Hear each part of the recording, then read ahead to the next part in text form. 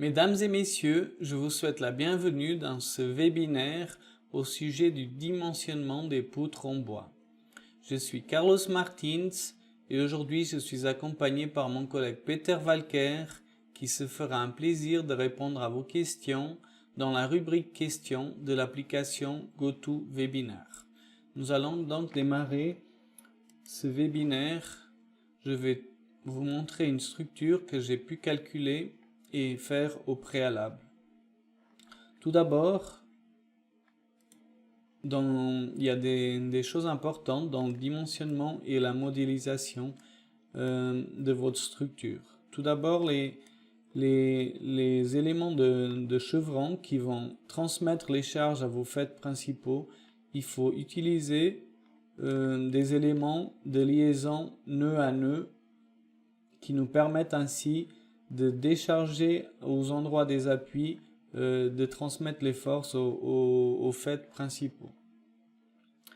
Ici, nous venons donc sur éléments. Je vais juste vous montrer à titre d'exemple comment on crée un élément d'interface nœud à nœud. Je vais effacer un comme ça au hasard. Ici, comme vous pouvez voir, cet élément, c'est une ligne qui fait 19 cm de hauteur. Bien sûr, on aurait pu la faire à 20 ou 21, il n'y a pas une règle définie pour cela. Moi, normalement, je mets plus ou moins, je mets plus ou moins la moitié de cet élément-là. Comme ça, quand vous mettez dans la vue en rendu, on dirait que c'est nickel appuyé dessus. Donc, si on va maintenant sur éléments, je viens ici, je clique élément d'interface nœud à nœud, je sélectionne la ligne et je valide. En validant, ici je vais lui donner des conditions d'appui. Dans ce cas-là, je veux ces conditions d'appui qui sont en règle générale définies par défaut. Vous pouvez aussi, une fois que vous avez créé un, bien sûr, aller ici et puis copier les propriétés. Je copie, je valide. Vous voyez, j'ai créé un élément d'interface nœud à nœud. Il y a aussi quelque chose d'important qu'il faut savoir. Si vous êtes dans géométrie, quand vous créez les diagonales, eh bien, ce qui se passe souvent, c'est qu'entre deux éléments diagonales, il y a un nœud qui se crée entre les deux diagonales. Pour éviter qu'il y ait ces nœuds, il faudra les enlever avec la commande que je viens de cliquer. Donc c'est cette commande ici, effacer nœud. À ce moment-là, vous n'avez pas de nœud entre les diagonales et puis vous avez un comportement qui est correct de vos diagonales. Nous allons donc maintenant, je vais maintenant vous montrer la partie, pardon, je reviens juste en arrière pour que j'ai exactement mon modèle comme j'avais au préalable. Dans la partie des charges, vous pouvez appliquer les charges de différentes façons. Vous avez des charges aussi nodales que vous pouvez appliquer sur un nœud. Vous avez des charges linéaires sur un élément linéaire. Vous pouvez par exemple appliquer une charge ici sur le chevron. Vous pouvez aussi appliquer des charges réparties sur un domaine, des charges surfaciques réparties sur treillis, poutres, nervures. Et puis, il y a aussi plan de charge. Dans ce cas-là, j'ai utilisé plan de charge, qui est une commande assez bien, et puis qui nous permet de définir. Ici, je vais juste vous montrer à titre d'exemple comment j'ai procédé pour appliquer ici une charge à la structure. Donc ici, je vais effacer aussi le plan de charge. J'ai déjà effacé les charges. Donc, je clique ici. Plan de charge. Ici, comme notre toiture elle est inclinée, je dois choisir tracer rectangle incliné. Je viens ici au point, je sélectionne l'autre point et puis avec 3 points, vous arrivez à le faire puisque voilà. Une fois le plan de charge calculé, nous pouvons appliquer une charge de domaine qui est répartie sur tout le domaine. Ici, nous allons dire que c'est une charge de moins 2 kN et qui est répartie sur tout ce domaine. Voilà. Comme vous pouvez voir, j'ai appliqué la charge. Si on vient ici, on a moins 2 kN comme là. Non, je reviens en arrière pour remettre mon modèle. Ainsi, j'ai pas besoin de le recalculer. Ici, je ne veux pas afficher ces charges. Maintenant, dans statique, il a déjà été calculé. Dans le dimensionnement en bois, pardon, nous allons, pour dimensionner par exemple, les poteaux.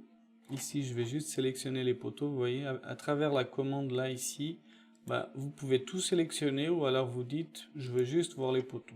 D'abord, par exemple, on veut appliquer les paramètres d'étude pour le dimensionnement des poteaux. Ici, je sélectionne tous les poteaux, je valide. Dans cette boîte de dialogue, donc ici nous avons notre section transversale. Dans le flambement par section, pardon, ici nous laissons 1 puisque c'est un pilier. C'est un pilier qui fait 2 étages et il s'arrête à chaque étage. Donc ici, et puis aussi nous pouvons aussi dans cette partie-là, préférence pour les éléments. Nous pouvons les séparer au droit des éléments reliés et aux appuis nodaux, ou alors les assembler les éléments au droit d'éléments reliés latéralement et aux appuis nodaux. Dans ce cas-là, nous allons séparer parce que nous pouvons dire que ces piliers ils reviennent une fois qu'on a mis la dalle, etc. Pour l'état limite de service, ici nous pouvons enlever la coche puisqu'on ne va pas étudier la flèche vu que c'est des piliers. Alors on valide et à ce moment-là, si on voit dans le diagramme, je vais mettre plutôt diagramme plein. Donc qu'est-ce qui se passe ici? Je vais agrandir un petit peu. Donc on voit ici que notre pilier ne satisfait pas toutes les conditions et il est surexploité d'environ presque 50%. Donc il faudra le redimensionner pour qu'il passe et il ait un facteur de sécurité qui nous permet d'être juste. Pour le dimensionnement des poutres, maintenant nous sélectionnons ici les poutres. La même chose, ici je sélectionne toutes les poutres, valider. Pour ce cas-là, vu qu'on a des poutres ici, qui sont séparées par des rotules, on a une poutre complète qui vient là et une autre jusque là. Ici, on va dire qu'elles sont assemblées, ici dans cette partie, elles sont assemblées entre celles-là. Et puis ça fait comme 2 éléments de poutre, voilà. Ici, le flambement par flexion, on va mettre 0,5. Le KT, il n'a pas un rôle déterminant, donc on va le laisser à 1. L'état limite de service, ici par contre, vous devez définir la flèche admissible. Ici, dans ce cas-là, je dis que la flèche admissible, c'est L sur 300. Mais bien sûr, vous pouvez mettre 250 selon vos critères. Nous pouvons aussi appliquer une contre-flèche. La contre-flèche, vous pouvez définir par exemple, je ne sais pas, 15 mm. Et aussi la courbe, elle peut être quadratique ou linéaire. Ici, pour le L, la longueur de l'élément à dimensionner, je laisse ça par défaut parce qu'il reconnaît la longueur de l'élément à dimensionner et automatiquement, il va faire le calcul juste par rapport à l'élément. Vous avez aussi le choix de choisir longueur personnalisée. À ce moment-là, si vous savez par exemple la longueur, vous pouvez mettre ici 5 mètres et il va vous faire la même chose qu'en sélectionnant celui-là si vous savez exactement la longueur de l'élément. Donc, je reviens en arrière puisque j'avais déjà calculé. Aussi, une fonction très intéressante qui vous permet tout de suite de voir quelle est la section qui est la plus exploitée.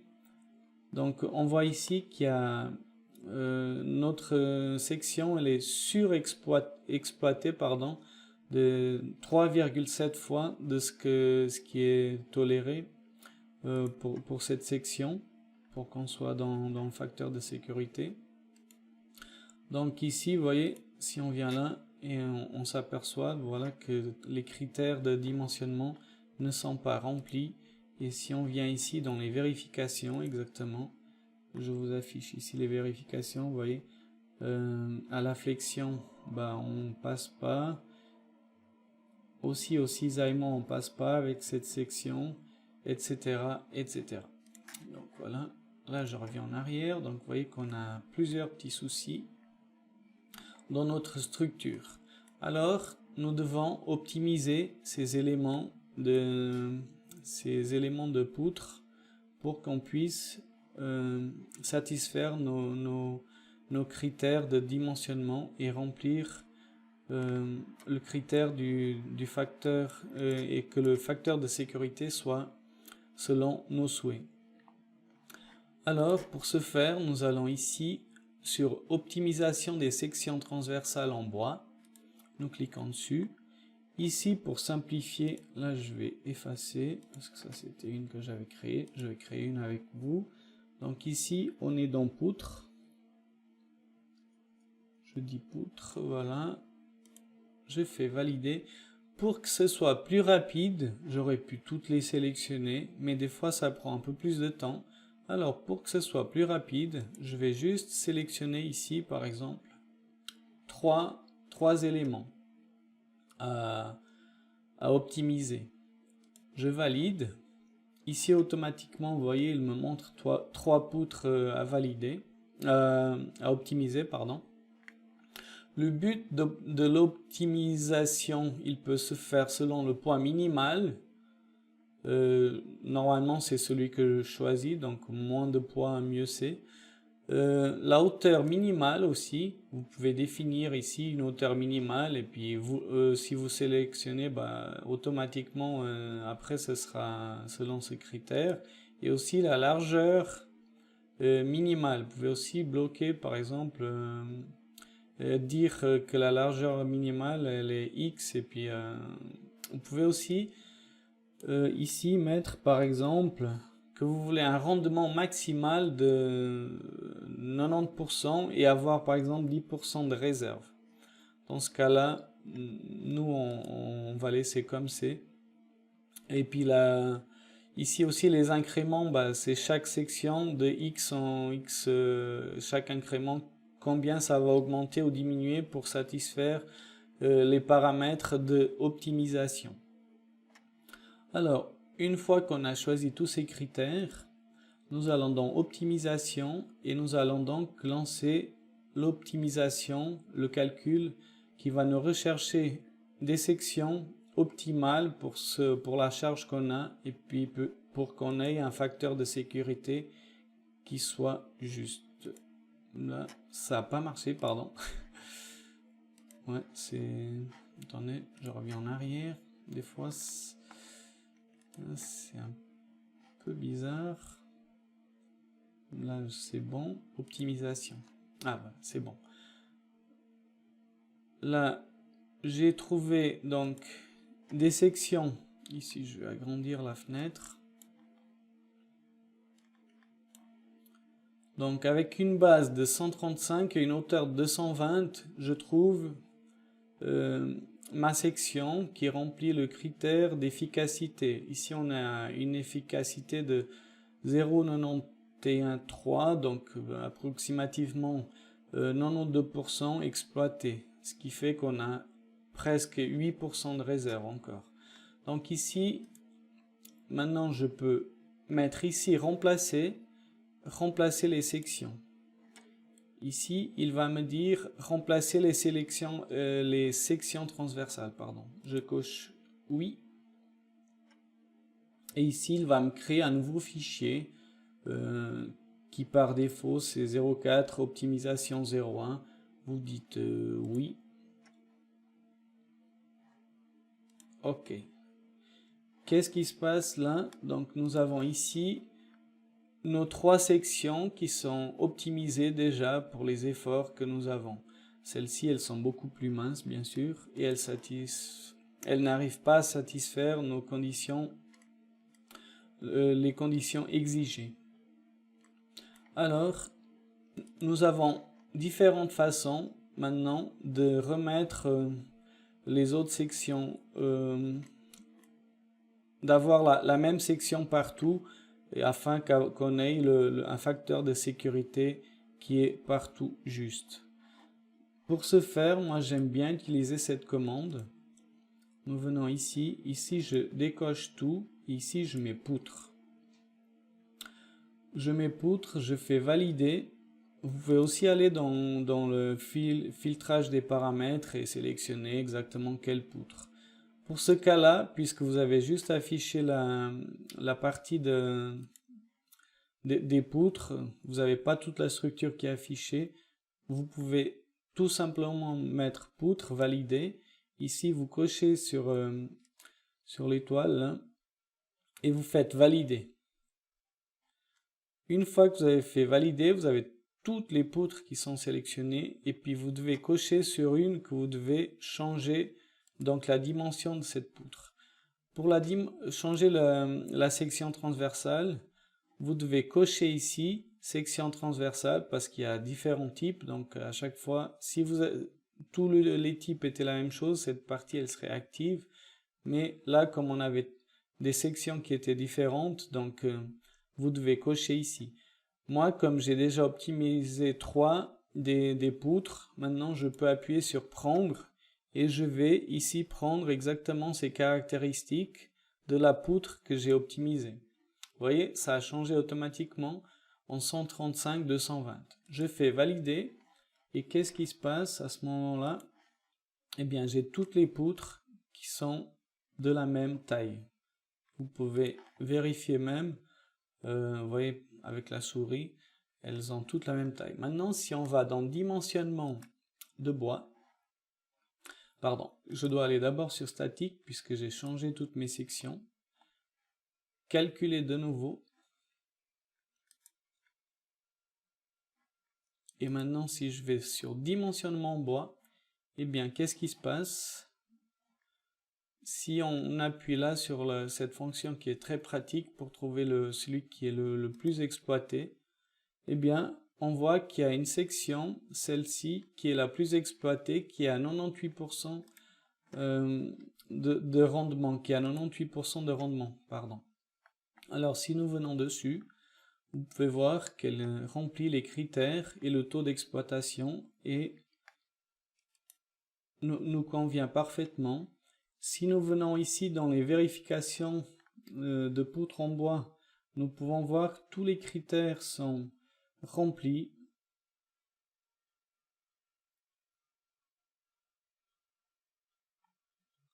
Torsion, etc. Donc une fois que nous avons pu effectuer cette vérification et que tout est vérifié, donc notre structure, nous pouvons dire que ces éléments de charpente sont optimisés et ils remplissent les critères pour lesquels nous les avons dimensionnés. Vous pouvez aussi afficher de différentes manières. Ici, j'avais mis en diagramme plein. Vous pouvez aussi mettre juste en diagramme, tout simplement. Ou bien diagramme plein, mais ici, par exemple, mettre opaque. Comme ça, vous avez une vue aussi sur l'élément. Voilà. Une fois les poutres, l'optimisation des poutres finie, et bien ici, je peux maintenant m'attaquer à l'optimisation des piliers. pardon, ici, vous vous rappelez que les piliers, eh bien, ils dépassaient le taux d'exploitation optimal de 50% environ. Alors, pour ce faire, nous allons de nouveau ici appuyer. Ici, je vais effacer ça parce que c'est déjà optimé et enregistré. Ici, je vais mettre pilier.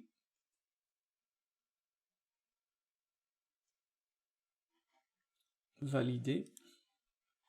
Et ici, de nouveau, je sélectionne tous les éléments de pilier. Là, je peux tous les sélectionner. Il n'y en a pas énormément non plus. J'aurais pu de nouveau sélectionner un pilier ou deux et puis faire la même procédure que j'ai fait auparavant.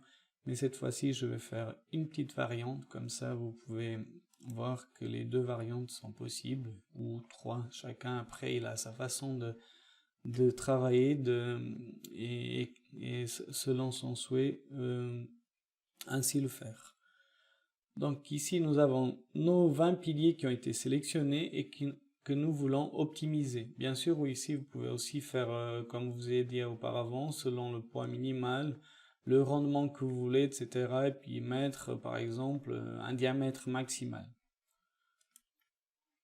On vient ici dans Optimisation et on lance la procédure d'optimisation. Ici, vous voyez, il vient de trouver une section qui nous convient et qui a un taux d'exploitation de 85%. Ça veut dire que nous avons encore plus ou moins 15% de réserve. Nous l'avons trouvé, nous cochons ici pour remplacer et nous appuyons ici remplacer ces sections. Donc ici, on va dire oui. Ici, pour pas créer un deuxième fichier, je vais dire que je vais enregistrer sur celui-là. Il va me demander bien sûr si je veux le remplacer. Je dis oui. Maintenant, si nous lançons de nouveau le calcul statique, puisqu'on a changé notre section, nous devons recalculer. Et si on va dans dimensionnement en bois, qu'est-ce qui se passe? Eh bien, nous pouvons voir ici que notre pilier le plus exploité, c'est celui-là, et il est à 89% plus ou moins. Si on clique dessus, eh bien on va voir ici les diagrammes d'effort, et nous avons ici aussi les vérifications qui sont toutes remplies comme vous pouvez le voir.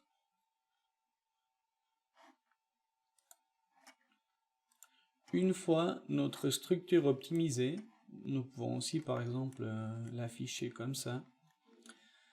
Quand vous faites des optimisations, et surtout s'il y a beaucoup d'optimisations, que vous voulez optimiser une fois, deux fois, afin de trouver la section la plus optimale possible, eh bien, qu'est-ce qui se passe? Dans l'élément, dans le tableau des sections que vous allez ici avoir plein de sections transversales. Ici, je vais juste décocher pour vous expliquer. Par défaut, normalement, eh bien, vous avez les sections qui sont affichées comme ça. Si vous voulez savoir les sections type utilisées, elles seront affichées en écriture grasse, par exemple. Ici, vous avez celles-ci qui sont utilisées. Par contre, celles-ci et celles-ci, elles ne sont pas utilisées dans le modèle.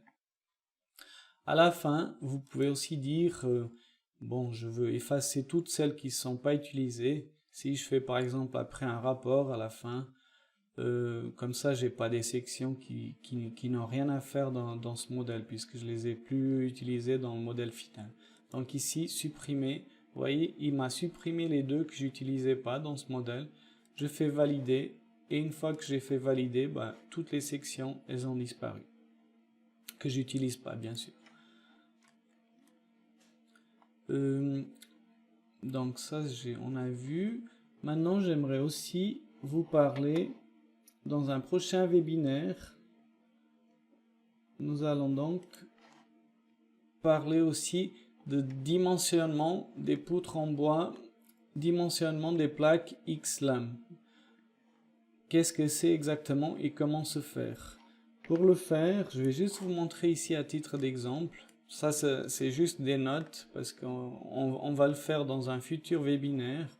Par exemple, si on va créer ici une dalle, je dis une dalle comme ça, n'importe laquelle, c'est juste pour vous montrer comment ça fonctionne.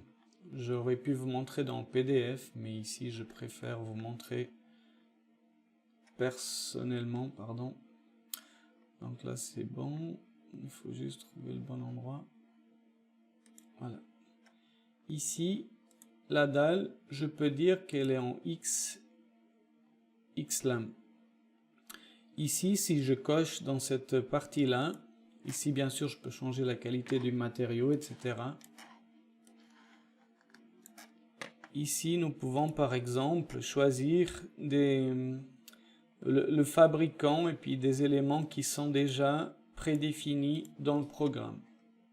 Nous avons aussi la possibilité de créer nous-mêmes, de faire nous-mêmes une structure Lambris XLAM. Vous définissez un nom, vous dites elle a combien de couches, 3, 4, 5, etc. Et ainsi de suite. Donc tout ça, ce sera de la musique de l'avenir où j'aurai la possibilité de vous montrer comment faire. Pour ma part aujourd'hui, donc on arrive à la fin. J'espère avoir pu vous apprendre quelques trucs et astuces intéressants pour le dimensionnement des poutres en bois. Comme vous le savez toujours, vous pouvez évaluer et puis vous abonner à notre page YouTube. Vous recevrez alors les notifications chaque fois qu'on a une vidéo qui est mise en ligne. Notre prochain webinaire sera sur le calcul non linéaire dans le béton et on regardera notamment le fluage et le retrait dans le béton. Alors, je vous souhaite un bel après-midi et un grand merci de m'avoir suivi pendant ce webinaire. J'espère avoir contribué à augmenter votre efficacité dans le dimensionnement des poutres en bois. Merci beaucoup. Au revoir.